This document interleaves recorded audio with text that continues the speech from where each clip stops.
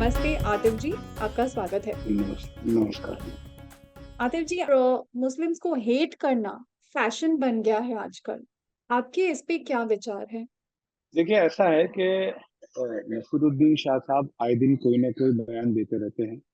एक बार पहले भी उनका इसी तरीके का एक बयान आया था, जिस पर उन्होंने ये कहा था नसीरुद्दीन शाह साहब ने कि मुसलमानों को हिंदुस्तान में डर लगता है।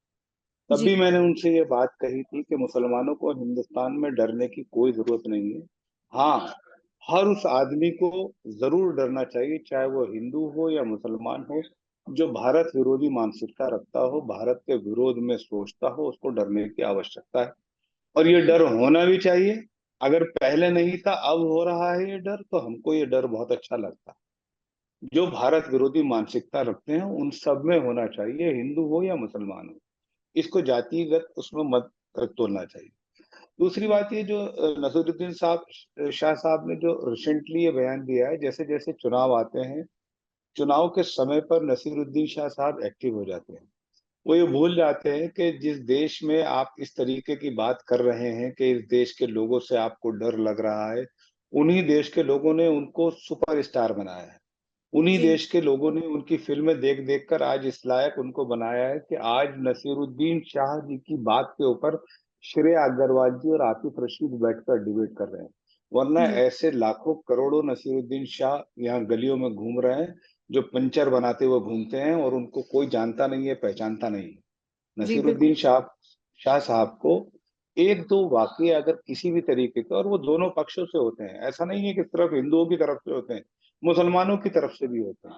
मेरा इसमें सीधा-सीधा मानना ये है कि बर्तन हैं तो खड़केंगे भी, लेकिन उसको आप पूरे देश के परसेप्शन में देखें, पूरे देश के हिंदू मुसलमानों के परसेप्शन में देखें और पूरे देश के हिंदुओं को उससे आप कटघरे में खड़े कर दें, ये बड़ा अफ़सोसनाक और बड़ा शर्म की बात है। नसीरुद्दीन शाह साहब को देश से माफ़ी माँगनी चाहिए। अब आगे आपने ये जो कहा है कि उन्होंने ही जो हिंदुस्तान की पॉपुलेशन है, जो हिंदुस्तान की जनता है, उन्होंने ही नसीरुद्दीन शाह जी को बनाया है। ये एक बहुत ही अच्छा और वैलिड पॉइंट आपने रेज़ किया है। अ, अगर मैं इस डिस्कशन को थोड़ा और आगे लेके जाऊं कि पसमानदा मुस्लिम्स की जो बात होती है, बहुत कम लोग जानते हैं कि पसमानदा मुस्लिम्स कौन है, ये इस नाम से क्यों जाने जाते हैं। और और नरेंद्र मोदी जी ने अभी जो रिसेंटली स्ट्रेटजी लेके आई है स्पेसिफिकली पसमानदा मुस्लिम्स को लेके, वो किस चीज के बारे में है? हार्डली देखिए इसके दरअसल बारे में बात होती है। जी, दरअसल बात ये है कि पसमानदा लफ्ज़ जो है ये एक पर्शियन लफ्ज़ है और जी, the persons who left behind, जो पीछे छूट गए हैं, ये उनके लिए इस्तेमाल किया जाता है, जिसे पसमानदा कहते हैं, जिसको हम अंग्रेज़ी में बैकवर्ड बोलते हैं और हिंदी में पिछड़ा बोलते हैं। उसे जी, उर्दू में या ये समझ लीजिए पर्शियन में हम पसमानदा बोलते हैं। जी, दरअसल इस देश में 800 साल से मुसलमानों का एक बड़ा तबका, मैं 800 साल की बात कर रहा हूँ। मैं सबसे पहले आपके इस चैनल के माध्यम से प्रधानमंत्री नरेंद्र मोदी जी को साधुवाद देता हूँ, धन्यवाद देता हूँ कि भारतीय मूल के गैर हिंदू, दलित मुसलमानों के बारे में उनको मुख्य धारा से जोड़ने के लिए माननीय प्रधानमंत्री एकमात्र ऐसे व्यक्ति हैं, जिन्होंने वास्तव में इस समाज के बारे में चिंतन करा और इस समाज की ओर हाथ बढ़ाया और वो हाथ जो है वो विकास का हाथ है। उसको जब उन्होंने थामने का प्रयास करा है, तो पहली बार ऐसा लगता है, अभी हम जब पसमानदा की बात करते हैं, तो पसमानदा मुसलमानों को खुद को ये नहीं पता था, ये पसमानदा क्या होता है। लेकिन जब जी, आप उनको बताएँ पिछड़ा, तो वो समझेंगे पिछड़े से। आप जब उनको बताएँगे ओबीसी, तो वो ओबीसी से समझेंगे। इसके पीछे भी श्रेय जी एक बात आप समझ लीजिए, पसमानदा जो शब्द है, ये दरअसल पर्शियन शब्द है और पर्शियन भाषा भारतीय भाषा नहीं है। ये विदेशी आक्रमणकारी जो भारत देश में आए थे, ये उन्हीं के साथ पसमानदा शब्द आया था और उन्होंने ही हम लोगों के लिए इस शब्द का चयन किया था पसमानदा। पसमानदा ठीक है, पर्शियन शब्द है, इसके मीनिंग ये है कि जो पीछे रह गए। लेकिन जो भारतीय मूल के पसमानदा नागरिक हैं, वो आज भी पिछड़े को ही समझते हैं। असल में जब 800 साल पहले जब भारत में विदेशी आक्रमणकारियों ने अपना कब्जा जमाना शुरू करा, तो यहाँ का जो गरीब वर्ग था, वो अपने रोज़ी-रोज़गार के लिए खेती-बाड़ी पर मुनहसिर था। वो खेती-बाड़ी पर डिपेंडेंट था और खेती-बाड़ी उन लोगों के हाथ में चली गई थी। उनके साथ जो एक बड़ा तबका जिसे अशराफ तबका कहा जाता है, वो भी यहाँ हिंदुस्तान में आया, जागीरदारी निज़ाम उनके पास चला गया।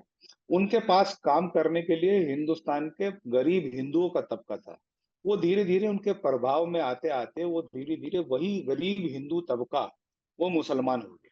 मैं उदाहरण के तौर पर आपके सामने बताता हूँ, मुसलमानों की जो कसाई बिरादरी है, जिसे कुरैशी बिरादरी भी कहते हैं हम लोग, वो दरअसल मुसलमानों का जो खटी हिंदुओं का जो खटीक वर्ग है, उससे ही वो कन्वर्टेड है। ऐसे जी, ही अंसारी, अलवी, राइन, झोजे, वनगुजर, बंजारे, गाड़े, तेली, जुलाहे, सैफी, ये सब लोग जो है, ये सब भारतीय मूल की ये कास्टें हैं और ये भारतीय मूल के हिंदू हैं।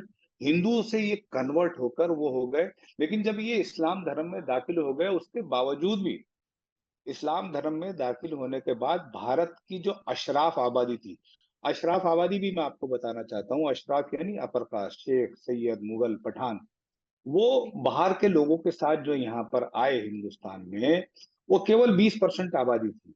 1931 में जो जातिगत जनगणना हुई, उसके आधार पर इस देश में 80% आबादी पिछड़े मुसलमानों की आबादी का 80% आबादी पिछड़े मुसलमानों का था, पसमानदा मुसलमानों का था और 20% आबादी इस देश के अपर कास्ट मुसलमानों का था। जी, लेकिन वो यहाँ के रिसोर्सेज जितने थे, यहाँ की पावर सेंटर जितने थे, उस सब पर कब्जा उन 20% का रहा। और जी, पिछले आजादी के भी 75 साल में, मैं आपको ये बताना चाहूंगा, राजनीतिक पार्टियां बहुत सारी आई गई और बहुत सारी लोकतांत्रिक पार्टियां बनी और उन जी, लोकतांत्रिक पार्टियों में मुसलमानों ने मैं बिल्कुल स्पष्ट ये बात कह रहा हूं आपके इस के माध्यम से कि हिंदुस्तान के मुसलमानों ने भारतीय जनता पार्टी के सिवाय हर पार्टी को मौका दिया, जी, हर पार्टी को वोट दिया और जी, झव्वा भरकर दिया, झोली भरकर वोट दिया। जी, कांग्रेस को दिया, समाजवादी पार्टी को दिया, बहुजन जी, समाज पार्टी को दिया और जब ये 2090 के दशक में जब कांग्रेस टूट गई, खत्म हो गई, उसके बाद जो पार्टियां उभरी, चाहे वो नेशनल कॉन्फ्रेंस हो, चाहे वो एनसीपी हो और चाहे वो ममता बनर्जी की पार्टी हो और अब जो ये ताजी-ताजी अरविंद केजरीवाल जी की पार्टी आ रही है, इसमें भी मुसलमानों ने भारतीय जनता पार्टी के सिवा हर पार्टी को मौका दिया जी, और खूब वोट दिया, एक तरफा बिल्कुल सही दिया। बात है। लेकिन जब आप 1947 से लेके 2023 तक के आज तक के पूरे भारत देश के लोकसभा सांसद, राज्यसभा सांसद, विधायक, एमएलसी, आयोगों के अध्यक्ष, आयोगों के उपाध्यक्ष, आयोगों के सदस्य और बोर्डों के चेयरमैन, वाइस चेयरमैन, कमेटियों के चेयरमैन, जो सरकारी नेतृत्व जहां पर दिया जाता है, वहां पर जो 80% हिस्सेदारी रही, वो उस 20% आबादी की रही। जी, मैं उसका एक छोटा सा उदाहरण आपके सामने देता हूँ। अभी 2022 का लोकसभा चुनाव हुआ, वो विधानसभा चुनाव हुआ उत्तर जी, प्रदेश। जी, उत्तर प्रदेश के मुसलमानों ने 1947 से लेके आज तक पहली बार इतना एकजुट होकर बीजेपी को हराने के लिए वोट करा, ऐसा कभी नहीं करा। क्योंकि मैं आपके चैनल पे ये स्पष्ट रूप से इस बात को स्वीकार करता हूँ। एक तरफा वोट मुसलमानों ने भारतीय जनता पार्टी को हराने के लिए करा। 90%, 95% बीजेपी को भी दिया, ऐसा नहीं है, कम कम संख्या में वो वोट मिला बीजेपी को, लेकिन एक तरफा वोट करा।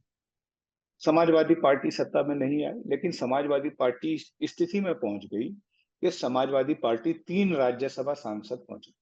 उसने एक राज्यसभा सांसद कपिल सिब्बल को भेजा, एक जयंत चौधरी को भेजा, एक जावेद अली खान को भेजा।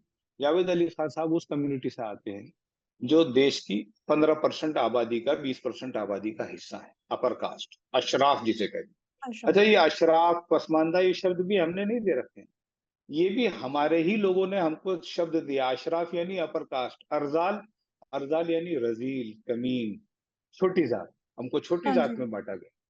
जी, तो जी, मेरा सवाल ये है अखिलेश यादव जी से, क्या अखिलेश यादव जी आपको 85 और उत्तर प्रदेश एक ऐसा राज्य है जहां पर पसमानदा मुसलमान होते हैं, यानी कि गरीब, शोषित, पीड़ित और पसमानदा और गैर हिंदू दलित मुसलमानों की आबादी उत्तर प्रदेश में 85% है। वहां पर जो है आपको वोट देने वाले लोग ये पसमानदा मुसलमान, लेकिन आप हिस्सेदारी में हमको बहुत पीछे कर दिया आपने। आप एक पसमानदा मुसलमान को भी तो राज्यसभा भेज सकते तो, लेकिन नहीं भेजा। अब मैं उसके विपरीत भारतीय जनता पार्टी का आपको चरित्र बताता हूँ कि भारतीय जनता पार्टी में मुसलमानों ने वोट दिया कि नहीं दिया। प्रधानमंत्री नरेंद्र मोदी जी ने ये तय किया कि भारत देश के मूल नागरिक पसमानदा मुसलमानों को हमको मुख्य धारा से जोड़ना है, और मुख्य धारा से जोड़ने के लिए उनको राजनीतिक नेतृत्व देना जरूरी है। तो जब ये तय किया कि ऐसा करना है तो वोट नहीं दिया। लेकिन दानिश आजाद अंसारी को विधान परिषद का सदस्य बनाकर, मंत्री बनाकर सबका साथ, सबका विकास, सबका विश्वास अर्जित किया। ये प्रधानमंत्री नरेंद्र मोदी और भारतीय जनता पार्टी का चरित्र है। जब उत्तर प्रदेश अल्पसंख्यक आयोग का चेयरमैन बनाने की बात आती है, तो उत्तर प्रदेश अल्पसंख्यक आयोग का चेयरमैन भी बिना किसी सिफारिश के, बिना किसी सपोर्ट के, एक गरीब बच्चा जो कि लोहार बड़ई बिरादरी से आता है, पसमानदा बिरादरी से, अशफाक सैफी, उसको अल्पसंख्यक आयोग का चेयरमैन बना दिया जाए। ऐसे ही मदरसा बोर्ड का चेयरमैन, ऐसे ही उर्दू अकेडमी का चेयरमैन, ऐसे ही वक्फ बोर्ड का चेयरमैन। और मैं उदाहरण बैठा हूं आपको, मैं गाड़ा बिरादरी से आता हूं। मेरी बिरादरी में किसी ने कभी सपना नहीं देखा था कि कोई भारत सरकार में मंत्री के दर्जे पर पहुंच भी सकता है। मैं पहला व्यक्ति हूँ जिसको गाड़ा बिरादरी से भारतीय जनता पार्टी के शीर्ष नेतृत्व में, मैंने खुद कभी ये सपने में नहीं सोचा था मुझे अल्पसंख्यक आयोग का ऑफिशिएटिंग चेयरमैन रहा, मेरे जी, पास कैबिनेट मिनिस्टर का दर्जा रहा। ये ये नेतृत्व देने की बात है। और हम आज जी, सबके सामने जाकर ये बात कहते हैं कि देखिए, चुनाव जब आता है तब मुसलमान बहक जाता है, लेकिन अब धीरे धीरे इसका बदलाव आ रहा है। अभी लोकल बॉडीज के इलेक्शन हुए हैं उत्तर प्रदेश में, हाँ उसमें जी, 5 मुसलमान चेयरमैन जीते भी हैं, जिसमें से 5 जी, में से 3 पसमानदा मुसलमान जीते हैं। जी, लेकिन मैं आपसे सिर्फ ये कहना चाह रहा हूं कि प्रधानमंत्री नरेंद्र मोदी जी ने पहली बार बहुत अच्छी बात कही तेलंगाना राज्य में माननीय प्रधानमंत्री नरेंद्र मोदी जी ने कि जन संघर्ष यात्रा की आवश्यकता नहीं है, बल्कि स्नेह यात्रा की आवश्यकता है। जिस स्नेह प्रकार सम्मान। से इस देश के, जबकि जिस प्रकार से इस देश के दलितों के साथ आजाद हिंदुस्तान में छल और कपट तथाकथित सेकुलरवादी पार्टियों ने करा है, ठीक वैसा ही छल और कपट इस देश के गैर हिंदू दलित मुसलमानों के साथ भी इस देश की सो कॉल्ड सेकुलर पार्टीज ने करा है। उस दर्द को प्रधानमंत्री नरेंद्र मोदी जी ने समझा है, उसके लिए हम उनका धन्यवाद करते हैं।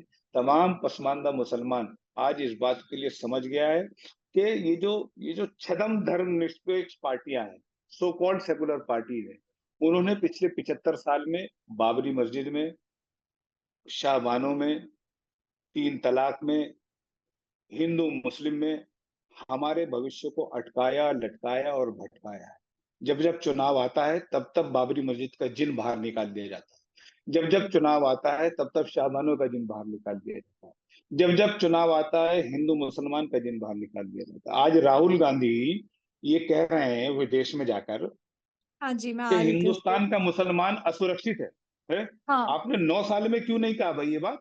क्या 9 साल में, 9 साल से मुसलमान अगर आपके ही मान लें तो 9 साल से सुरक्षित था क्या? चुनाव आ गया तो हम असुरक्षित हो गए, चुनाव नहीं है तो हम सुरक्षित हैं। ये राजनीति उन्होंने करना छोड़ दीजिए अब। जी, श्रेय जी, अब देश का मुसलमान जागरूक हो रहा है, और विशेषकर पसमानदा मुसलमान अब ये छदम धर्मनिरपेक्ष पार्टियों की तरफ नहीं जाएगा। हाँ, मैं ये बात कह सकता हूँ आप कि अभी 100% रिजल्ट नहीं आएगा, लेकिन जी, आएगा। इसका रिजल्ट आएगा, ऐसे आएगा कि जब हम उत्तर प्रदेश में आवास योजना के तहत मकान देते हैं ना, तो हम जी, हिंदू और मुसलमान नहीं देखते हैं। हर गरीब को के सर पर छत हो, इसकी चिंता मोदी जी और योगी जी करते हैं। तो जब वो छत जब किसी गरीब के घर जा रही है ना, तो अगर 100 मुसलमानों के घर गई है तो उनमें से 95 पसमानदा मुसलमान है जी। जी, वो गरीब मुसलमान है, वो दलित मुसलमान है, वो शोषित और पीड़ित मुसलमान है, जो पिछले 70 साल से वोट बैंक के रूप में रहा। मैं भी उत्तर प्रदेश में जाता हूँ सब जगह, सहारनपुर में गया मैं मेयर के चुनाव में, मैंने वहां जाके हाथ उठवाया लोगों से कि साहब आप हाथ उठाकर बताइए कि आपको पिछले 3 साल से 4 साल से फ्री राशन मिल रहा है कि नहीं मिल रहा है। सब लोगों जी, ने कहा मिल रहा है। आपने वोट दिया था कि नहीं दिया था। आपको हैरानी होगी कि ईमानदारी से मैंने उनसे पूछा, 1% लोगों ने भी नहीं हाथ उठाया कि हमने वोट दिया। लेकिन अच्छा, लोगों को अपनी गलती का एहसास है। लोग ये बात समझ रहे हैं कि चुनाव जो है वो बिजली का है, पानी का है, सड़क का है, खड़ंजे का है, रोड का है, सर पर मकान का है, स्वास्थ्य योजना का है, 5 लाख रुपए तक की जो फ्री इलाज कराए उसका चुनाव है, जो किसान निधि दे उसका चुनाव है, जो हमारे घर पर मकान दे उसका चुनाव है, जो हमें फ्री शौचालय दे उसका चुनाव है। ये मुसलमान अब समझ रहा। आवश्यकता इस बात की है कि उस पसमानदा मुसलमानों के बीच में जिस भाव के साथ माननीय प्रधानमंत्री नरेंद्र मोदी जी ने उनकी तरफ हाथ बढ़ाया है, उस भाव के साथ अगर हम सब लोग जाएंगे तो इसका हमको अच्छा परिणाम भी मिलेगा। जी, इसमें से 2-3 बातें जो उभर के आती हैं, उसमें एक ये है कि आपने बोला है कि पसमानदा मुस्लिम जो हैं, वो पर्शियन वर्ड है एक पसमानदा, जिसका मतलब होता लफ्ज है, जिसका अर्थ होता है पिछड़ा हुआ। जी, अब जो जो मेरा ये सवाल है कि हाँ जी, हु लेफ्ट बिहाइंड, पसमानदा means left who behind, left behind. Yes, absolutely. तो अब इनको पिछड़ा हुआ रखने में क्या किसी का फायदा हुआ है? है ना जी, है। मैंने जी, आपको बताया ना कि जब एक मुसलमान, उसको ना भरपेट खाना मिल रहा, ना जी, उसको उसकी आवश्यकता अनुसार शिक्षा मिल रही, ना उसके आवश्यकता अनुसार उसको घर मिल रहा, उसको उसको शिक्षा से हटाकर, मैंने बताया ना, उसको उसके मूल मुद्दों से हटाकर आप गरीब मुसलमान को बिजली के मुद्दे से हटा दीजिए, पानी के मुद्दे से हटा दीजिए, सड़क के मुद्दे से हटा दीजिए, रोजगार के मुद्दे से हटा दीजिए, स्वास्थ्य के मुद्दे से हटा दीजिए, किसान निधि के मुद्दे से हटा दीजिए, उसके घर पे शौचालय है कि नहीं है उसके मुद्दे से हटा दीजिए, उसके गांव में बिजली है कि नहीं है। ये आप उसी हिंदुस्तान की बात कर रही हैं श्रेया जी, जिस हिंदुस्तान के गांव में बिजली नहीं थी 2014 तक। ऐसे गांव थे, आप निकाल कर देखिए, वो सब पसमानदा मुसलमानों के। आप उनको हटाकर, अभी चुनाव आया तो मुसलमान असुरक्षित है, चुनाव आया तो बाबरी मस्जिद हमको चाहिए, चुनाव आया तो शाबानों का जिन बाहर है, चुनाव आया तो 3 तलाक का बिल बाहर है। आप मुसलमानों को डराना, मुसलमानों को अटकाना, मुसलमानों को लटकाना, मुसलमानों को भटकाना, केवल इन मुद्दों के इर्द गिर्द सो कॉल्ड सेकुलर पार्टीज ने, जिस जो कम पढ़ा लिखा आदमी होता है उसका माइंड ब्रॉड नहीं होता है, वो बड़ा सोच ही नहीं सकता, वो मस्जिद से बाहर निकल ही नहीं रहा है, वो अपने अपनी जिंदगी सिर्फ इतनी मान के चल रहा है। मैंने पूछा साहब आपसे किसने मना कर दिया नरेंद्र मोदी के 10 साल के हिंदुस्तान में, जी, 9 साल के नरेंद्र मोदी के शासन के हिंदुस्तान में, बताइए आपसे किसने कह दिया कि आप नमाज मत पढ़िए, आपसे किसने कह दिया आप रोजा मत रखिए, आपसे किसने कह दिया आप जक़ात मत दीजिए, आप पढ़िए अपना काम करिए, लेकिन इस जी, देश के निर्माण में अपनी भूमिका को भी समझिए। आज जी, इस बात को समझने की आवश्यकता है इस देश के विशेषकर पसमानदा मुसलमानों को, कि एक तरफ वो लोग हैं जो आपका वोट लेते हैं। आप ये बताइए सीएए एनआरसी पर मुसलमान जेलों में चले जाएंगे, ये बताने हाँ वाले जी, लोग कौन थे, कितने मुसलमान गए जेलों में। जी, और फिर और फिर जब मुसलमानों के ऊपर परेशानी खड़ी हुई, जब उनके उन्होंने सरकारी संपत्तियों में तोड़फोड़ मचाई, आदमी ने इस डर पे मचा दी कि मैं जेल जा रहा हूँ, जी, मैं तो कैंप में फेंक दिया जाएगा, कागज नहीं मिलेंगे, ये हो जाए एक अजीब। आप मुस्लिम बस्तियों में बताऊं आपको, विशेषकर कम्युनिस्टों ने बड़ी भूमिका निभाई इसमें। जी, वो पिंजरा तोड़ गैंग था दिल्ली में, हाँ वो जी, पिंजरा तोड़ गैंग बाकायदा इस काम, कम्युनिस्टों ने बाकायदा वो ढपली बजा बजा के मुसलमानों के इलाके में घूमती थी वो लड़कियां, सिगरेटें हाँ पी रही जी, थी और एक अजीब से कल्चर के नाताशा साथ नरवाल, घूम रही थी। हाँ, जी, बहुत सारी वो मैंने अपनी आंखों से देखा है उन लड़कियों को, वो कहती ढपली बजा के, जब अमेरिका के राष्ट्रपति आ रहे थे तो जो सीलमपुर में जो दिल्ली में हाँ जो जी, दंगा हुआ, उसमें उसमें जाफराबाद की गलियों गलियों में ये पिंजरा तोड़ गैंग की महिलाएं घूमी। इन्होंने वहां जाकर कहा कि आपके पास ये मुद्दा है कि अब ये समय है, अब वो पूरी दुनिया की मीडिया हिंदुस्तान के दिल्ली में है क्योंकि अमेरिका का राष्ट्रपति आया हुआ है, अमरीका ना हाँ सड़कें जी, जाम कर दो, बाहर निकल जाओ, ये समय है आपके पास कि आप जो हो अपने मुद्दे को अंतरराष्ट्रीय मुद्दा बना सको।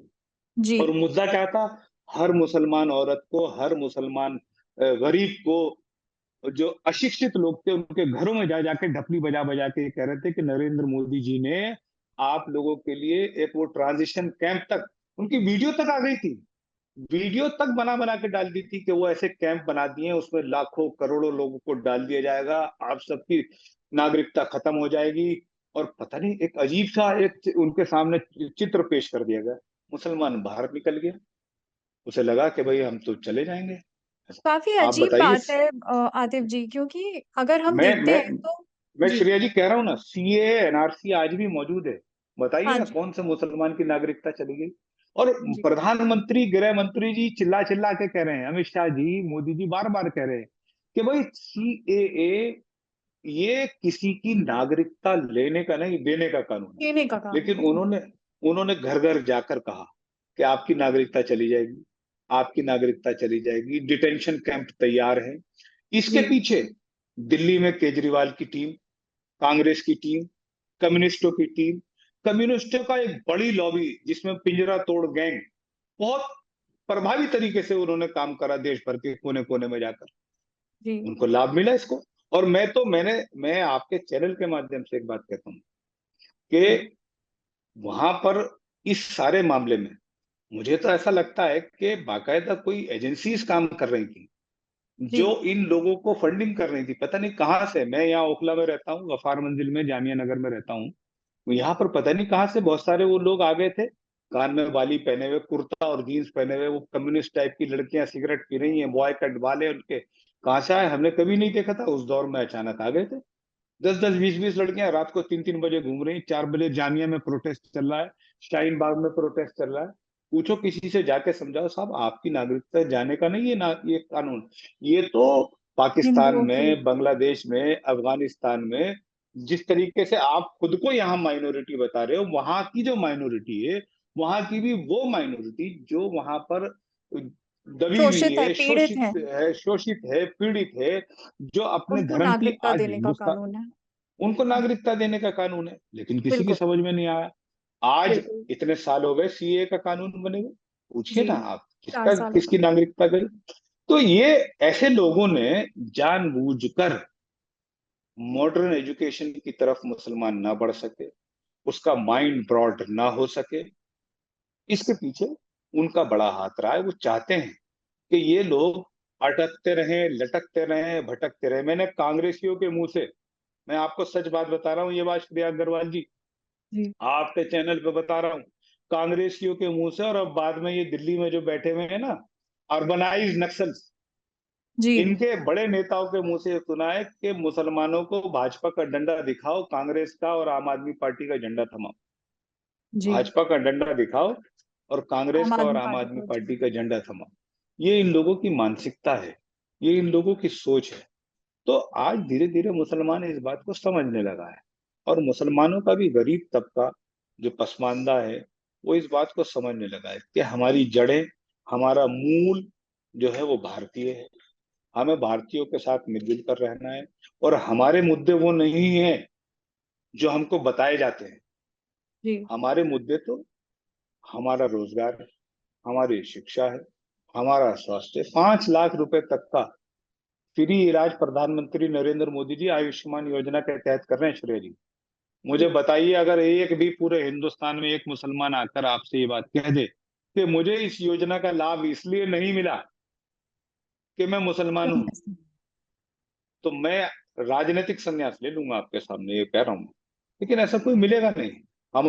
मैं आपको एक बात और बता देता हूँ, भारतीय जनता पार्टी का और नरेंद्र मोदी जी का एक नारा आपने सुना है, सबका साथ सबका विकास, सुना जी। है? जी। बहुत सारे लोग आपके चैनल के माध्यम से इस देश के हिंदू भाइयों को भी और मुसलमान भाइयों को भी मैं बता रहा हूं, ये सबका साथ सबका विकास कोई पॉलिटिकल नारा नहीं है साहब। जब हम चुनाव लड़ने जाते हैं, भारतीय जनता पार्टी जब चुनाव लड़ने जाती है, तो सबका साथ में केवल इस देश के हिंदू भाइयों का साथ मिलता है। जी। ये कहते हुए मुझे कोई संकोच नहीं है। उम्मीद करता हूं कि 2024 के चुनाव में और लोगों का भी साथ मिलेगा, और विशेषकर इस देश के पसमानदा मुसलमानों। लेकिन ये प्रधानमंत्री नरेंद्र मोदी जी जब सबकी आस्थाओं में व्यवस्था निभाते हुए जब सरकार बनाते हैं, तो जब योजना बनाते हैं तो उसमें सबका साथ, सबका विकास शामिल होता जी। है। योजना हमारे यहाँ हिंदू और मुस्लिम के आधार पर नहीं बनती। भारत देश में 2014 से पहले एक प्रधानमंत्री थे, उन्होंने ये बयान दिया था कि इस देश के संसाधनों पे मुसलमानों का पहला अधिकार है, मनमोहन जी। सिंह जी। 2014 के बाद एक ऐसे प्रधानमंत्री बने कि उन्होंने कहा कि इस देश के संसाधनों पर, हर संसाधन पर, हर उस व्यक्ति का पहला अधिकार है जो कतार में अंतिम व्यक्ति है। जी। कितनी बड़ी बात है, आप इसमें अंतर समझ लीजिए। जो कतार में हाँ जी। अंतिम है, वह हिंदू है या मुसलमान है। चाहे और जो वो भी। भी ये कह रहे थे कि मुसलमान का, और दिया कुछ नहीं उन्होंने, दिया कुछ नहीं। इसलिए आज जब आवास योजना के तहत मकान देते हैं ना हम, तो उसमें कोई ऐसा कॉलम नहीं होता है कि आप बताइए कि आपकी जाति क्या है, आपका धर्म क्या है। अगर आपके घर की छत कच्ची है, तो उसको पक्की प्रधानमंत्री नरेंद्र मोदी जी करेंगे। जब हाँ। उज्ज्वला योजना के तहत प्रधानमंत्री नरेंद्र मोदी जी गैस चूल्हा और गैस कनेक्शन देते हैं ना, तो वो ये आंख नहीं देखते कि किसकी आंख है, हिंदू की आंख है कि मुसलमान की आंख है। वो बेटी की आंख है, वो गरीब की आंख है, उसकी आंख का धुआं, आंख में जो धुआं लगकर जो आंसू आ रहे हैं, उस आंसुओं को पोंछने का काम प्रधानमंत्री नरेंद्र मोदी जी करते हैं उज्ज्वला योजना के तहत। जी। जब 5 लाख रुपए तक का फ्री इलाज कराने की गारंटी प्रधानमंत्री नरेंद्र मोदी जी देते हैं ना, तो वो हिंदू और मुसलमान नहीं देखते हैं। जो गरीब है, जरूरतमंद है, तो 5 लाख रुपए का फ्री इलाज हर किसी का होगा।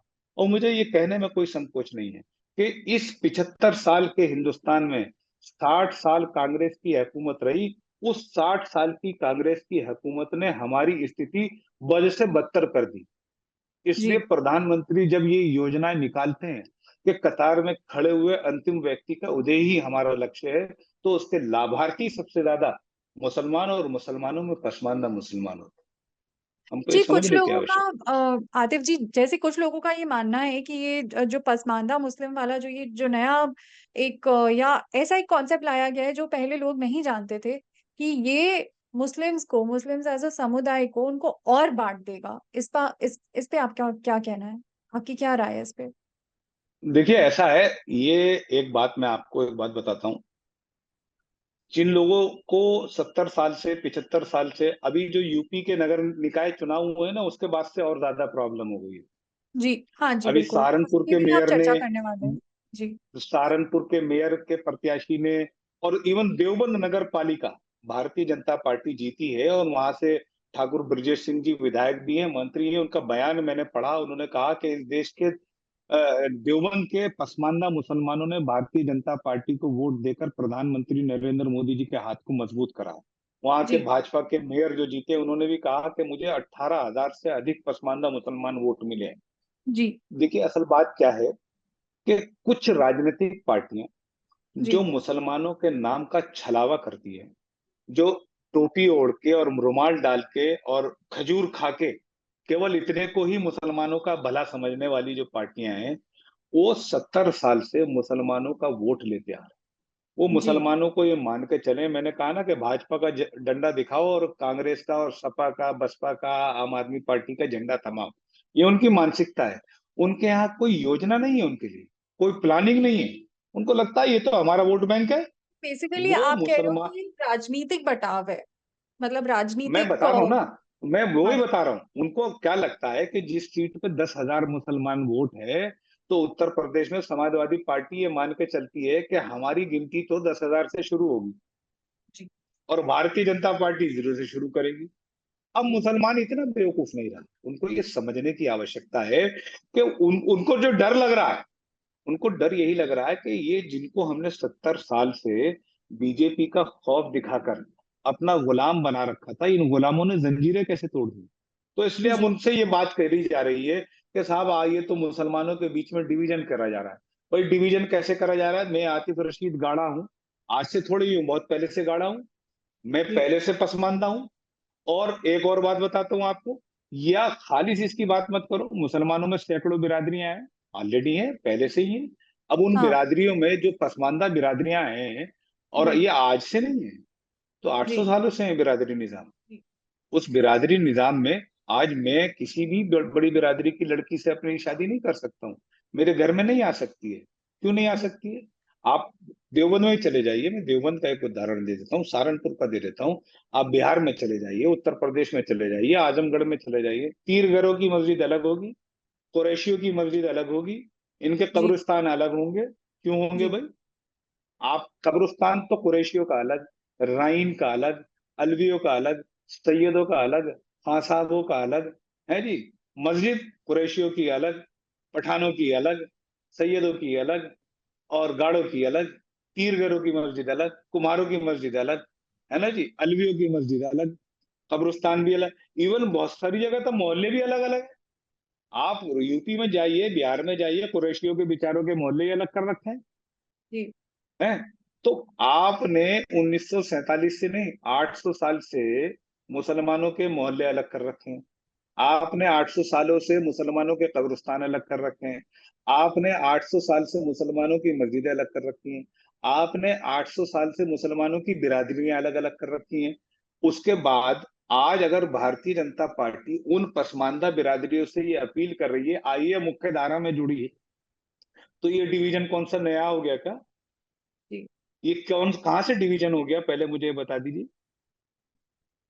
और बेसिकली ये वही आप लोग जो हैं, कह रहे हैं। अच्छा हाँ ये जी। वही लोग हैं, श्रेया जी, ये वही लोग हैं कि जो अपनी किसी भी लोकसभा में, किसी भी राज्यसभा में, कहीं पर भी किसी सीट पर, विधानसभा की सीट पर ये गिनती ऐसे करते हैं कि यहाँ बनियों के इतने वोट, यहाँ ठाकुरों को इतने वोट, यहाँ राजपूतों के इतने वोट, यहाँ त्यागियों के इतने वोट। तो भैया आप हमें भी ऐसे गिनती करने दो ना, यहाँ गाड़ों के इतने वोट, यहाँ कुरैशियों के इतने वोट, यहाँ अलवियों के इतने वोट, यहाँ सैयदों के इतने वोट, या पठानों के इतने वोट, या खासाबों के इतने वोट। आपको हमसे क्या दिक्कत है भाई? यही समाजवादी पार्टी वाले, यही कांग्रेस वाले ऐसी गिनती करते हैं ना, आम आदमी पार्टी वाले ऐसी गिनती करते हैं ना, कि यहाँ पर राजपूतों का इतना वोट है, यहाँ पर जाटों ठीक का है। इतना वोट है, यहाँ पर गुजरों का इतना वोट है। और हमें कह देते हो कि मुसलमानों का, हमें टोटल मुसलमानों का कर दिया। अरे साहब, 85% मुसलमानों ने अखिलेश जी आपको वोट दिया। मुसलमानों की 85% आबादी ने, पसमानदा ने वोट दिया। आपने 15% आबादी वाले को राज्यसभा सांसद करके बोले हमने एक मुसलमान को दे दिया। हमें एक मुसलमान नहीं चाहिए भैया, हमें आप अल्पसंख्यकवाद में मत इल्झाइए। हम्म। हमको तो हमारे पसमानदाओं का अधिकार चाहिए। हमारे पसमानदाओं का अधिकार जो हमको दे रहा है, हम उसके साथ खड़े होंगे। अब आप हमको अटकाइए मत, लटकाइए मत, भटकाइए मत। मैं चैलेंज कर रहा हूं, मैं राहुल गांधी जी से कह रहा हूँ, राहुल गांधी जी खुलकर आए सामने, कहें कि हमने 75 साल इस देश के पसमानदा मुसलमानों का शोषण करा है, हम आपसे माफी मांगते हैं। हम अखिलेश यादव जी से यही बात चाहते हैं कि अखिलेश यादव जी भी आए, वही आकर ये बात कहे कि हम इस देश के पसमानदा मुसलमानों का हमने शोषण करा है 75 साल, हम माफी चाहते हैं, वो आए। राहुल गांधी जी जो है वो अ, अमेरिका जब जाते हैं वो वहां पे ये कहते हैं कि भाई जो साष्टांग होता है बिल्कुल लेट के प्रणाम करना या किसी के सामने झुकना, उसका उसका हम्म। वो मजाक उड़ा रहे होते हैं। मगर उन्हीं का आप कोई पुराना वीडियो देखेंगे तो उसमें आप देखेंगे कि वो उसी तरीके से बिल्कुल he is doing the same thing. Right. आपको राहुल गांधी जी से आपका क्या कहना है इनकी ऐसी हरकतों पे? व्हाट यू हैव टू से देखिए टू दैट? ऐसा है, राहुल गांधी जी भारत देश में चुनावी हिंदू हैं, और विदेश की धरती पर जाकर वो चुनावी, इस वक्त आजकल चुनावी मुसलमान बने हुए हैं। जी। और जब नए नए मुसलमान बनते हैं तो नया नया मुल्ला जो है थोड़ा जोर से अजान देता है, इसलिए वो विदेश की धरती पर जाकर अभी यही काम कर रहे हैं। और भारत की धरती पर रहकर वो चुनावी हिंदू बन रहे हैं पिछले 9 साल से। उससे पहले वो यहाँ पर भी चुनावी मुसलमान ही बने रहते थे। राहुल गांधी जी की बातों को बहुत सीरियस लेने की आवश्यकता मैं समझता नहीं हूँ। और देश भी उनको कितना सीरियसली लेता है, आप और हम सब जानते ही हैं, बहुत अच्छे से जानते हैं कि देश की नजरों में वो कितना सीरियस लिया जाता है, देश उनको कितना सीरियसली लेता है। मैं केवल इतनी बात कहना चाहता हूँ, देखिए, भारत जो है वो एक सेकुलर देश है। और भारत की, राहुल गांधी जी की सेकुलर देश की परिभाषा क्या होगी मुझे नहीं मालूम। मेरे सामने इस देश के प्रधानमंत्री नरेंद्र मोदी जी की परिभाषा मैं जानता हूँ। जब प्रधानमंत्री नरेंद्र मोदी जी कहीं राजनीतिक सभा में होते हैं, अजान की आवाज आती है, तो वो अपने भाषण को बंद कर देते हैं। जब पार्लियामेंट के नए सदन का उद्घाटन होता है, तो जब वहां पर भारतीय रीति नीति और परंपराओं के अनुसार यज्ञ होता है, सेंगोल की स्थापना होती है, वहीं उसके उद्घाटन पर जो है कुरान शरीफ की भी तिलावत होती है। श्रेया जी, भारत देश जो है परंपराओं का, विश्वास का और आस्थाओं का देश है। और जी, प्रधानमंत्री नरेंद्र मोदी जी की जो आस्था है, वो आस्था हिंदुत्व में है, हिंदू धर्म में है। लेकिन चूंकि वो इस देश के मुखिया हैं, इस देश के मुखिया होने के नाते, इस देश के प्रधानमंत्री के होने के नाते, इस देश के राजधर्म को निभाते हुए वो व्यवस्था सभी धर्मों की निभाते, इसीलिए वो आजान होती है तो खामोश हो जाते हैं। इसीलिए वो जब पार्लियामेंट का उद्घाटन करते हैं तो उसमें कुरान शरीफ की तिलावत भी करवाते हैं। आतिफ जी, जब आप सबका साथ सबका विकास की बात करते हैं तो आप मोदी सरकार को सबका साथ सबका विकास की इम्प्लीमेंटेशन में 100 में से कितने नंबर देते हैं? देखिए, मैं आपको बताता हूँ कि जब सरकार बात करती है सबका साथ, सबका विकास, सबका विश्वास और सबका प्रयास, जी। मोदी सरकार ने 2014 में सबका साथ सबका विकास का नारा दिया था। जी। 2019 में सबका साथ सबका विकास सबका विश्वास का बात करी, और अब जी। सबके प्रयास की बात चल रही है।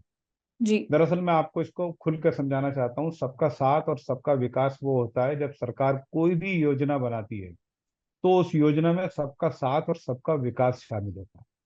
जी। और उसका उदाहरण मैं आपको ये बता सकता हूँ कि सरकार की, चाहे वो आयुष्मान योजना हो, चाहे वो जनधन योजना हो, चाहे वो किसान निधि योजना हो, और चाहे वो कोई भी योजना हो, आवास योजना हो, शौचालय योजना हो, और मुफ्त टीकाकरण की योजना हो, शिक्षा को लेकर जो सरकार की योजनाएं हैं, रोजगार को लेकर जो सरकार की योजनाएं हैं, उसमें सबका साथ और सबका विकास शामिल होता है।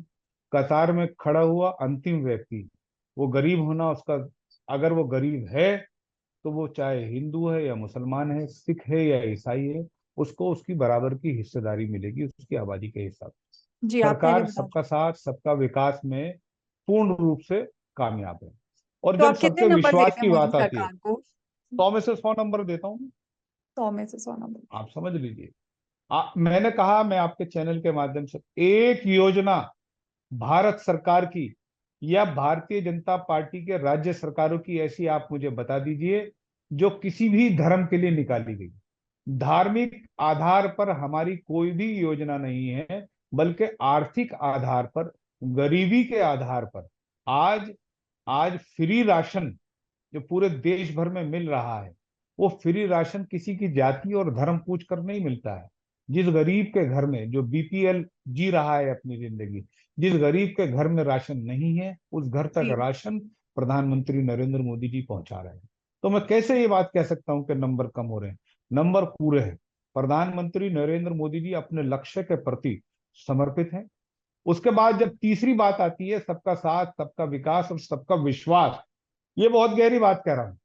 2014 का लोकसभा चुनाव जीतने के बाद प्रधानमंत्री नरेंद्र मोदी जी ने 16 मई को अहमदाबाद में अपने कार्यालय से खड़े होकर ये कहा था कि ये सरकार सबका साथ सबका विकास को समर्पित सरकार है, सबने हमें योगदान दिया है। और अगर इस प्रधानमंत्री नरेंद्र मोदी जी को समझना हो ना जी, तो 2017 में जब पहली बार उत्तर प्रदेश में सरकार बनी भारतीय जनता पार्टी की प्रचंड बहुमत के साथ, तो प्रधानमंत्री नरेंद्र मोदी जी ने भारतीय जनता पार्टी के कार्यालय में खड़े होकर कार्यकर्ताओं को संबोधित करते हुए चुनाव के बाद क्या कहा था? वो चुनाव के बाद कहा था, वो ये कहा था कि सरकारें बनती बहुमत से हैं, चलती सर्वमत से। और सर्वमत की सरकार बनाने के लिए उत्तर प्रदेश में जब सरकार बनी, मुख्यमंत्री योगी आदित्यनाथ जी की शपथ हुई, उनके साथ साथ मोहसिन रजा को भी एमएलसी बनाकर सर्वमत की सरकार बनाने का प्रयास किया। इसे कहते हैं सर्वमत की सरकार बनाने। प्रधानमंत्री नरेंद्र मोदी जी को अगर समझना हो ना, तो 2019 का लोकसभा चुनाव जब खत्म हो गया, भारतीय जनता पार्टी के संसदीय दल की बैठक पार्लियामेंट एनेक्सी में बुलाई गई। उस पार्लियामेंट एनेक्सी में माननीय प्रधानमंत्री नरेंद्र मोदी जी, जहां इस देश के सभी चुने हुए सांसदों से, भारतीय जनता पार्टी के सांसदों से मुखातिब होते हैं, तो वो ये कहते हैं कि जैसा छल इस देश के दलितों के साथ 70 साल में, 65 साल में सो कॉल्ड सेकुलर पार्टीज ने करा है, सेम वैसा ही छल इस देश के अल्पसंख्यकों के साथ और मुसलमानों के साथ हुआ है। आज आवश्यकता है कि उनके बीच में जाने की जरूरत। अगर प्रधानमंत्री नरेंद्र मोदी जी को समझना हो तो तेलंगाना में भारतीय जनता पार्टी की जो राष्ट्रीय कार्यकारिणी होती है उसमें माननीय प्रधानमंत्री नरेंद्र मोदी, चुनाव नहीं है, अपने कार्यकर्ताओं से कह रहे हैं कि देखिए, आप संघर्ष यात्रा निकालिए जहां निकालना है, लेकिन इस देश के पसमानदा मुसलमान जो अपने अपने ही समाज में छुआछूत और दंश को झेल रहे हैं, जो उस बीमारी को झेल रहे हैं, छुआछूत की बीमारी को, ऊंच नीच की बीमारी को, गैर बराबरी की बीमारी को झेल रहे हैं, आवश्यकता है उस समाज के बीच में जाइए। वोट दें कि ना दें, उन्होंने स्पष्ट कहा, वोट दें कि ना दें, हमारी ये जिम्मेदारी बनती है कि हमारे देश के जो वो गैर हिंदू दलित मुसलमान हैं उनके बीच में भी जाना और उनके बीच में भी स्नेह मिलन कार्यक्रम करना, उनके बीच में भी स्नेह यात्रा निकलना। ये वो तीसरी बात है जिसको विश्वास अर्जित करने की बात कर रहे हैं। मैंने कहा कि वोट दिया कि नहीं दिया, दानिश आजाद अंसारी को मंत्री बनाया, वोट दिया कि नहीं दिया, गुलाम अली खटाना को संसद बनाया, वोट दिया कि नहीं दिया, हमारे ही बीच के एक पढ़े लिखे अलीगढ़ मुस्लिम यूनिवर्सिटी के साबिक वाइस चांसलर तारिक मंसूर साहब, जो कि कुरैश बिरादरी से ताल्लुक रखते हैं, कुरैशी बिरादरी से, वो खुद एक पसमानदा है, उनको एमएलसी का सदस्य बनाकर पसमानदा मुसलमानों का विश्वास अर्जित करने के लिए उनकी आवाज लखनऊ विधानसभा तक पहुंचाने का काम करा। एक गुर्जर, वन गुर्जर, अति पसमानदा, एक तो होता है पसमानदा, एक होता है अति पसमानदा, शेड्यूल ट्राइब समाज से Ghulam Ali Khatana, so called secular parties ने 70 साल उनका वोट लिया, 75 साल सपना नहीं देख सकते थे, कल्पना नहीं कर सकते थे कि उनका कोई विधायक भी बनेगा, सांसद भी बनेगा। ऐसे गुलाम अली खटाना को जम्मू कश्मीर से लाते हैं, राज्यसभा सांसद बनाते हैं, केवल इसलिए कि भारतीय मूल के गैर हिंदू पसमानदा मुसलमानों का विश्वास अर्जित किया जा सके। आतिफ रशीद जी। गाड़ा बिरादरी से ताल्लुक रखता है, मेरी बिरादरी में किसी ने सपना नहीं देखा कि हम कभी भारत सरकार में मंत्री का दर्जा लेंगे। मुझे अल्पसंख्यक आयोग का उपाध्यक्ष बनाया, कार्यकारी अध्यक्ष बनाया। क्यों बनाया? इसलिए बनाया कि समाज के बीच में ये संदेश दिया जा सके कि हम सबका साथ, सबका विकास के साथ सबका विश्वास भी अर्जित करते हैं। हम जी। सबके विश्वास को अर्जित करने की कड़ी है। चौथा नारा है सबका प्रयास। अब वो सबका प्रयास जो है वो अभी तक कामयाब नहीं हुआ, अभी तक सबका प्रयास शामिल नहीं होता। जब उत्तर प्रदेश में सरकार बनती है तो उसमें सबका साथ शामिल नहीं होता। जब राजस्थान में सरकार बनेगी या मध्य प्रदेश में सरकार बनी या हमारी और जगह जहां पर सरकारें बनती हैं, उन सरकारों में सबका प्रयास शामिल नहीं होता। लेकिन मैं श्रेया जी आपको एक विश्वास दिला रहा हूँ कि जिस प्रकार से पसमानदा मुसलमान अब जागरूक हो रहा है, तो 2024 के लोकसभा चुनाव में प्रधानमंत्री नरेंद्र मोदी जी 350 सांसदों की प्रचंड बहुमत के साथ जो तीसरी बार प्रधानमंत्री बनेंगे, उसमें सबका साथ, सबका विकास, सबका विश्वास के साथ साथ पसमानदा मुसलमान का प्रयास भी शामिल है। जब आप इनकी बात करते हो, फैसिलिटीज की बात करते हो कि जो मुस्लिम्स के अगर वोट चाहिए तो समुदाय के विषयों को लेके नहीं, बल्कि ऐसी फैसिलिटीज के ऊपर बात करके वोट्स लिए जाने चाहिए और उनको फैसिलिटीज दी जानी चाहिए, जैसे नहीं, फैसिलिटीज देने इलेक्ट्रिसिटी। की बात नहीं कर रहा हूँ, मैं फैसिलिटीज देने की बात नहीं कर रहा हूँ। देखिए, मैंने आपसे पहले ही कह दिया कि इस देश के मुसलमानों को 70 साल अल्पसंख्यकवाद बहुसंख्यकवाद में बांट कर रखा है। हमको जी। केवल मुसलमान बना दिया गया और हमारे ऊपर जो 15% अशराफ तबका था उनको हमारे ऊपर थोप दिया गया। हम उस थोपने से बाहर निकल गए। हमको इस अल्पसंख्यकवाद की आवश्यकता नहीं है। हम स्पष्ट आपसे ये बात करें, हमारा कहना यह है कि इस देश के गरीबों के साथ, शोषितों के साथ, पिछड़ों के साथ, किसानों के साथ, महिलाओं के साथ, युवाओं के साथ जो एक योजना बनती है, वही योजना मुसलमानों के साथ भी बने और उसमें उनकी जो प्रधानमंत्री नरेंद्र मोदी जी का क्राइटेरिया है कि कतार में खड़ा हुआ अंतिम व्यक्ति, तो कतार में खड़ा हुआ जब अंतिम व्यक्ति अगर वो पसमानदा मुस्लिम समाज है तो उसकी हिस्सेदारी उसकी आबादी के हिसाब से नहीं हम बल्कि उसी पे उसकी आ रहे हैं कमजोरी कि के हिसाब से होनी चाहिए। जी, जी, हम उसी पे आ रहे हैं कि समुदाय रिलेटेड इश्यूज को लेके नहीं, बल्कि फैसिलिटीज के रिलेटेड इश्यूज को लेके या विकास के रिलेशन में जो इश्यूज होते हैं उनको लेके चुनाव लड़ा जाना चाहिए, आपका ये मानना है?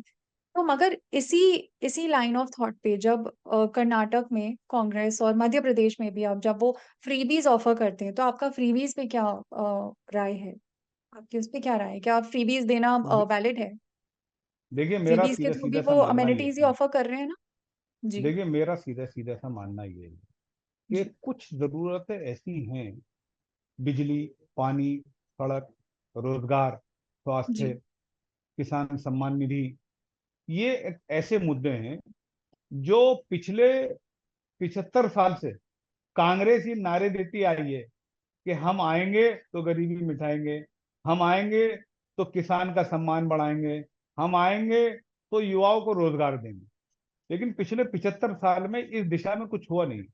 आप ये सोचिए कि प्रधानमंत्री नरेंद्र मोदी जी ने पिछले 9 साल में किन किन चीजों को छुआ है। स्वच्छता अभियान, सपना नहीं देख सोचा था किसी ने कि प्रधानमंत्री जी झाड़ू लगाएंगे, लेकिन आज पिछले 9 साल में पूरे देश में सफाई करना एक फैशन बन गया। आप बाहर निकलिए, देखिए मैं आपको एक बात बताता हूँ, आप बाहर निकलिए, लोग बाहर फेंकना जो है अच्छा नहीं समझते। आज हम्म। लोग उससे अवेयर हो गए हैं। शौचालय, आप कल्पना कीजिए कि आज भी, आज 2014 तक भी भारत देश में ऐसे शौचालय, ऐसे घर थे जहां पर शौचालय नहीं थे। बैंक में खाता, बैंक में खाता नहीं था लोगों के, जी। ऐसे भारत देश में लोग थे। आज हम्म। प्रधानमंत्री नरेंद्र मोदी जी ने उसके लिए सोचा। घर पर छत नहीं है, प्रधानमंत्री नरेंद्र मोदी जी ने उसके लिए सोचा। ये वो चीजें हैं जिससे 75 साल से ये देश लड़ रहा है। उस देश को अगर आपको उससे आगे निकालना है तो उनकी मूलभूत आवश्यकताओं को पूरा करना। शिक्षा और रोजगार की बात से पीछे हटकर कांग्रेस अगर किसी फ्रीबीज का ऐलान कर रही है तो वो राजनीतिक मुद्दा है। जैसे उन्होंने अभी राजस्थान में अनाउंस करा। आप जब तक सरकार में थे, 4.5 साल थे, तब तक आपने कोई अनाउंसमेंट नहीं करा। आज आप कर रहे हैं तो आप सीधा सीधा वोट को खरीदने का, वोट को प्रभावित करने का प्रयास कर रहे हैं। लेकिन पिछले 9 साल में हमने, प्रधानमंत्री नरेंद्र मोदी जी ने उन मुद्दों को पूरा करा है जो 70 साल से कांग्रेस के मुद्दे हुआ करते थे। उन मुद्दों को पूरा करना तो इस देश की मूलभूत आवश्यकता है। हाँ सॉरी। जी, और आपने ये कहा कि सरकार बनती बहुमत से है, मगर सरकार जी। चलती सभी के हम्म, मत से है। मगर हम्म। क्या सभी का मत लेकर चलना या दो नाव पे पांव रखना या सभी को खुश रखना क्या ही मुमकिन है? देखिए आज की खुश सरकार के रखना, लिए भी क्या ही मुमकिन है, देखिए स्पेशली ऐसे देखिए इश्यूज को लेके जहाँ पे मेरा सवाल ये है कि जैसे कर्नाटक में अभी आप देखेंगे कि गाय हम्म, एक बहुत बड़ा मुद्दा बन गया है।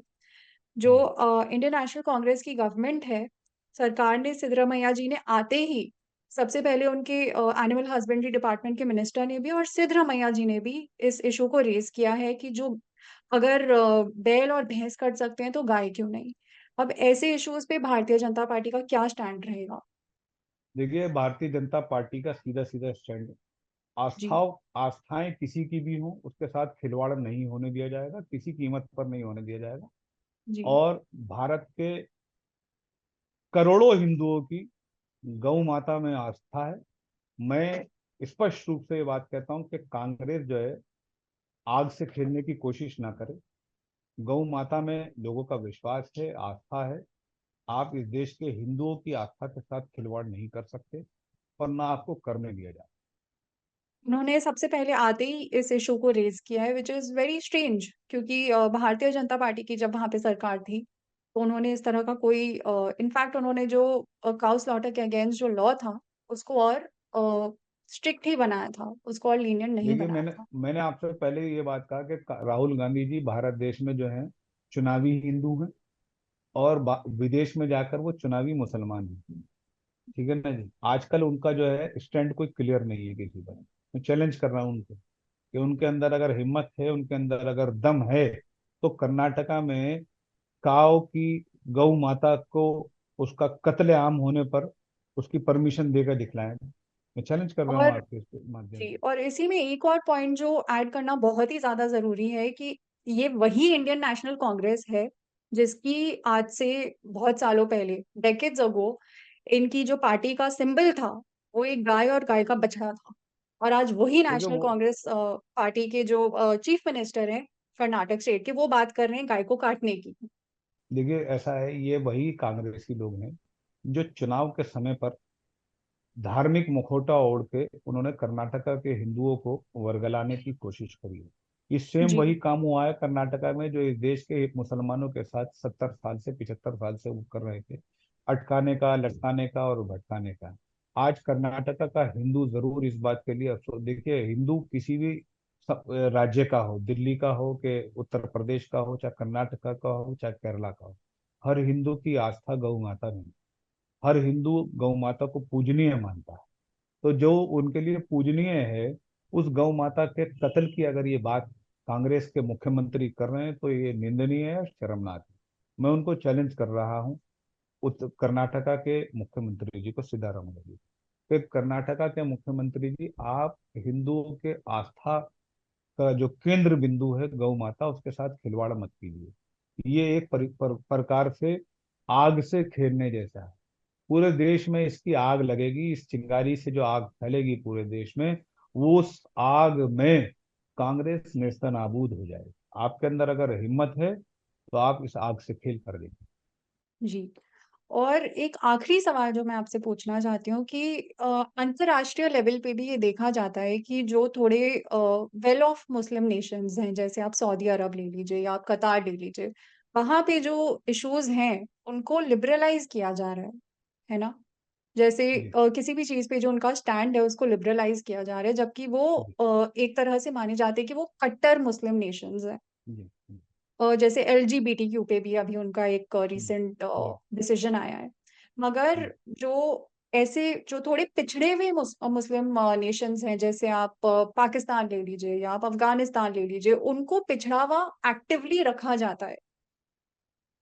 तो देखिए ऐसा है अंतरराष्ट्रीय कि लेवल पे भी और राष्ट्रीय लेवल पे भी ये जो एक पैटर्न है, ये देखा जाता है कि रिलीजियस इश्यूज पे ज्यादा फोकस जो अ, जो थोड़े पिछड़े वर्ग के मुस्लिम्स होते हैं उनके साथ किया जाता है, और जो थोड़े आगे जो बढ़ चुके होते हैं मुस्लिम्स, आगे जो डेवलप हो चुके होते हैं, उनको उनका फोकस बिल्कुल शिफ्ट कर दिया जाता है। तो ये बदलाव आप कैसे लाओगे सोसाइटी देखिए के अंदर?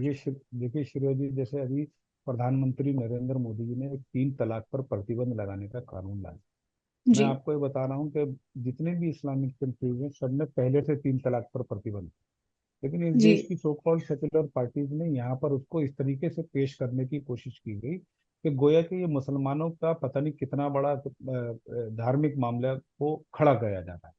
जी। दरअसल बात यह है कि इस देश का जो मुसलमान बच्चा, जब वो छोटा सा बच्चा होता है ना, तो उसको पहले से ही ये बात समझा दी जाती है। पहले ये समझाया जाता था कि आपके सबसे बड़े विरोधी हैं अटल बिहारी वाजपेयी, फिर आपको आडवाणी जी का बताया जाने लगा, फिर आपको मोदी जी का जाने लगा। बच्चे बच्चों को ये समझा दिया जाता है कि भारतीय जनता पार्टी आएगी तुमको खा जाएगी। मैं अक्सर कहता हूँ कि भारतीय जनता पार्टी के लोग तो बेचारे वेजिटेरियन होते हैं, हम कोई गाजर मूली थोड़ी है कि कोई भी आएगा हमको खा जाएगा।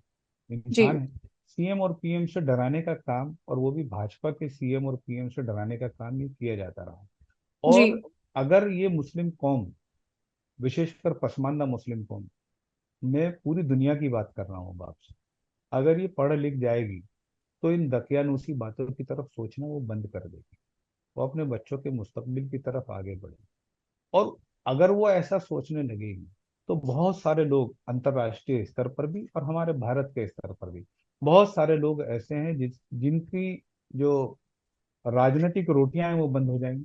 आप भी जी। समझ सकते हैं, मैं अंतर्राष्ट्रीय मुद्दे पर तो बोलना इस वक्त मुनासिब नहीं समझूंगा इस मामले पर। पाकिस्तान में किसको लाभ होता है ये सब जानते हैं। जी। अफगानिस्तान में ऐसा सब कुछ करने से किसको लाभ होता है ये सारी दुनिया जानती है। अब लोग इस पर खामोश रहते हैं, उनका अपना एक नजरिया है, लेकिन भारत देश में इसका सीधा सीधा लाभ पिछले 75 साल से कौन लोग उठा रहे हैं सब जानते हैं। ये भी सब जानते भारतीय जनता पार्टी इसको कोई वोट के नजरिए से नहीं देख रही, कि पसमानदा मुसलमानों का उत्थान इसको वोट के नजरिए से नहीं देख रही, एक देश के नजरिए से भी इसको देखा जा रहा है। जब आप ऊपर से खड़े होकर ये देखेंगे कि हमारा देश को जब नीचे देखेंगे, तो अगर मान लीजिए, मैंने एक दिन, वो उत्तर प्रदेश के मंत्री थे श्रीकांत शर्मा जी, उनसे मैंने पूछा, साहब आप हर जगह बिजली क्यों पहुंचा रहे हो मुसलमानों के गांव में, इतना प्रेम क्या? बोले हमने संकल्प लिया कि हर गांव में बिजली पहुंचानी है। अब वो हिंदू का हो या मुसलमान का हो, धन्यवाद करो इसके लिए अखिलेश यादव जी को, मुलायम सिंह यादव जी को, 500 में से 450 गांव मुसलमानों के ही थे, तो क्या करें। यानी उन्होंने आपके यहाँ बिजली पहुंचाना भी मुनासिब नहीं समझा। लेकिन मोदी जी, जब आप ऊपर से खड़े होकर अपने देश को देखेंगे तो आपका देश में कहीं पर गंदगी अच्छी नहीं लगेगी। इसलिए सबको, सबका विकास होना चाहिए, सब शिक्षित होने चाहिए, सब पढ़े लिखे होने चाहिए, सब में रोजगारी का स्तर अच्छा होना चाहिए, सब स्वस्थ होने चाहिए, सबके घर में बेहतर खाना होना चाहिए। आज ये हो रहा है। और इतना ही नहीं हो रहा है कि आज अंतर्राष्ट्रीय स्तर पर प्रधानमंत्री नरेंद्र मोदी जी का लोहा दुनिया मान रही है। मैं आप अभी ऑस्ट्रेलिया का दौरा आपने देखा, prime minister Narendra Modi is the boss, वहां के प्राइम मिनिस्टर कह रहे हैं। और लोगों को देख लीजिए वो क्या कह रहे हैं। मैं उसको छोड़ दीजिए, आप जितने भी मुस्लिम देश हैं, सऊदी अरबिया अपने देश का सबसे बड़ा जो इम्तियाज है, सबसे बड़ा जो सम्मान है, वो प्रधानमंत्री नरेंद्र मोदी जी को देते हैं। दुबई के लोग देते हैं। आप दुनिया के जितने भी मुस्लिम कंट्रीज हैं, आप देखिए कि वो प्रधानमंत्री नरेंद्र मोदी जी के नेतृत्व को स्वीकार कर रहे हैं। और दरअसल अगर आप इसको बड़े स्केल पर देखें, तो जो सपना बचपन से किताबों में आप और हम पढ़ते आए थे ना, कि भारत विश्व गुरु हुआ करता था, अब विश्व गुरु पुनः बनेगा, दरअसल उस सपने को हम लोग साकार होते अपनी आंखों से देख, इस जीवन जी, में ही देख रहे हैं। आज प्रधानमंत्री नरेंद्र मोदी जी के नेतृत्व में ऐसा लग रहा है कि भारत देश पुनः विश्व गुरु बनने की ओर अग्रसर हो गया। और उसमें देखिए, उसमें जो हमारी जो वसुदेव कुटुंबकम की जो हमारी भावना है, पूरा विश्व एक परिवार है, उसके जी, चलते हुए नरेंद्र मोदी जी नेतृत्व कर रहे हैं। नरेंद्र मोदी जी ऑस्ट्रेलिया और अमेरिका और इंग्लैंड और लंदन और जापान में जाकर और रशिया में जाकर केवल तालियां नहीं बटोर रहे हैं, बल्कि नरेंद्र मोदी जी जब सऊदी अरब में जाते हैं तो वहां पर भी उनके लिए तालियां बजाने वाले लोग खड़े होते हैं। बहरीन में भी, दुबई में भी, ईरान में भी, इराक में भी, कहीं चले जाते हैं, किसी भी मुस्लिम ममालिक में जाते हैं, किसी भी मुस्लिम देश में जाते हैं, तो प्रधानमंत्री नरेंद्र मोदी जी के नेतृत्व को स्वीकार करने के लिए वहां का नेतृत्व खड़ा होता है। यही तो लक्षण है कि हम विश्व गुरु बनने की ओर अग्रसर हो गए हैं। इससे बड़ा सम्मान क्या होगा। आप सऊदी चले जाइए, सऊदी में, गल्फ कंट्रीज में जहां भारतीय मूल के मुसलमान रहते हैं, आप उनसे पूछिए कि आज उनको वहां जब वो ये बताते हैं कि हम हिंदुस्तान से हैं, तो लोग उनको ये नहीं कहते हैं कि आप राहुल गांधी के हिंदुस्तान से हैं क्या। लोग उनको ये कहते हैं मोदी का हिंदुस्तान, मोदी के हिंदुस्तान से हैं। और मोदी का हिंदुस्तान जब हमारे नाम के साथ जुड़ता है तो हमारा वहां पे सम्मान बढ़ जाता है। मैं आपको एक छोटा सा उदाहरण और बताना चाहता हूँ। ये देश को और पूरी दुनिया के लिए समझने की बात है कि जब पूरे विश्व में यूक्रेन में जब युद्ध हो रहा है, रशिया और यूक्रेन का जब युद्ध हो रहा है, तो जब वहां से जो गाड़ी चलती है, बस जो चलती है, तो और देशों के भी लोग निकल रहे हैं, परेशान हो रहे हैं कि भाई कैसे निकाला जाए। वहां पर उस गाड़ी पर, उस बस के आगे तिरंगा झंडा लगा देना ही पर्याप्त है। उसकी सुरक्षा की जिम्मेदारी है। ये तिरंगा झंडा, ये हर भारतीय के लिए, 140 करोड़ भारतीयों के लिए इससे बड़े गर्व की बात कोई, और ये मैं नहीं कह रहा हूं, ये अमेरिकन कह रहे हैं, ऑन रिकॉर्ड कह रहे हैं कि बस के ऊपर तिरंगा झंडा अगर लग गया, तो चाहे वो रशियन पुलिस हो या वो यूक्रेन की सेना हो, किसी की हिम्मत नहीं है कि उसके ऊपर कोई अटैक हो। आप सुरक्षित बाहर, बड़ी से बड़ी वॉर से भी अगर आपको सुरक्षित बाहर निकलना है, तो तिरंगा झंडा अगर आपके हाथ में है, तो आपकी सुरक्षा की जमानत है विदेशी धरती पर। ये भारत के विश्व गुरु बनने के संकेत है। ये प्रधानमंत्री नरेंद्र मोदी जी का हिंदुस्तान है। ये ताकत नरेंद्र मोदी जी की है। ये ताकत 140 करोड़ हिंदुस्तानियों की है। हम सबको गर्व होना चाहिए इस बात पर। और केवल इतना नहीं, यूक्रेन युद्ध से केवल इतना नहीं हो रहा है कि हम भारतीयों को रेस्क्यू करके ला रहे हैं। यूक्रेन, अफगानिस्तान में तालिबान जिनसे अमेरिका डर गया, ये अमेरिका उनके आगे हथियार फेंक दिया, भारत के जो सेना है, भारत के हमारे जो विदेश मंत्री हैं, वो वहां से रेस्क्यू करके लाते हैं, अफगानियों को लेकर आते हैं जो हमारे सिख हैं। आप सोचो, किसी की एक भी जान माल का किसी का नुकसान हुआ क्या। पवित्र सिखों का जो पवित्र ग्रंथ है, उसको वहां से सुरक्षित वापस ले आया गया अफगानिस्तान में, अफगानिस्तान से। कि ये सोचने की बात नहीं है। ये तभी संभव हुआ है जब नरेंद्र मोदी जी का नेतृत्व हो। नरेंद्र मोदी जी के नेतृत्व को पूरे भारत देश नहीं, पूरे विश्व के नेतृत्व ने स्वीकार करा है। नेतृत्व जब किसी नेतृत्व को स्वीकार करता है, तो समझ लीजिए ये भारत के एक एक व्यक्ति के लिए इससे बड़े गर्व की बात कोई हो नहीं सकती। जी। एक बहुत ही सुंदर और खूबसूरत नोट पे इस इस डिस्कशन को आपने खत्म किया है, चर्चा को। तो इसके आगे अब हम आपसे और कोई सवाल नहीं पूछना चाहेंगे। We would like to end the discussion over here. And thank you. Thank you so much for joining us today. Pasmanda Muslims को लेके आपने जो बातें हमें बताई हैं और हमारे दर्शकों को बताई हैं, आई एम श्योर कोई भी इस बात को नहीं जानता होगा। तो thank you for joining and enlightening us with the whole concept. Thank you very Hope much. to do this sometime again soon with you.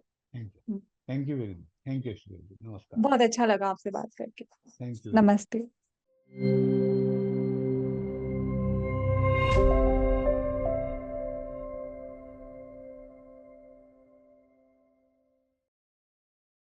Please remember to subscribe to us and switch on the notifications for this channel.